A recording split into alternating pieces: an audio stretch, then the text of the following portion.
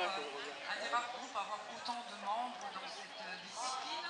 Donc c'est de l'obéissance avec de la musique et on vous expliquera ça au fur et à mesure quand on passe. Voilà. Super Muriel. Donc on va laisser maintenant la parole à Patrick, notre légendaire Patrick.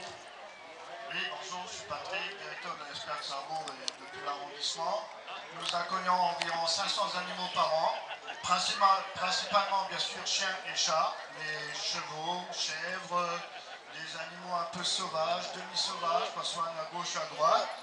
Et nous faisons aussi de l'éducation, et je peux que vous conseiller, rejoignez tous les clubs de France pour faire de l'éducation. Parce qu'un animal qui est éduqué, il y a un animal qui principalement a peu de chances de se retrouver dans la rue ou être abandonné comme tous les étés. Plus vous côtoyez des clubs d'éducation, de tout niveau, c'est égal, vous pouvez tout simplement aller en entrepreneur pour avoir la base de l'éducation. Et si le sport vous intéresse, vous pouvez évoluer en ligne ou autre chose, ça c'est un choix personnel. Mais l'éducation de base pour éduquer l'animal, la famille et l'enfant, c'est la base de la société de nos jours.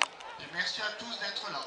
Merci Patrick, donc on sait qu'il s'époumonte pour faire passer le message et on comprend bien qu'on a besoin pour les nouveaux propriétaires qui n'ont jamais eu de chien, que l'importance de l'éducation au départ, c'est comme nous les humains, les premières années, c'est ce qui conduit à notre psychisme de toute une vie.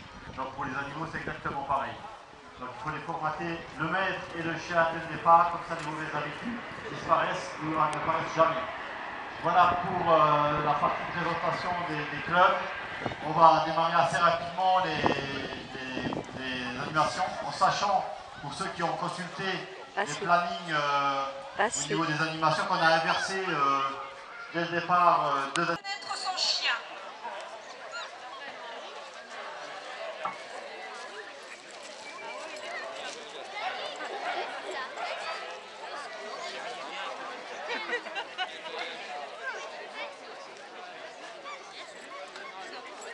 Non, tu restes là. Luna, tu restes. Non, tu restes. Au bout d'un moment, le chien a un automatisme, on lui dit coucher, il se couche, on lui demande assis, il se met assis.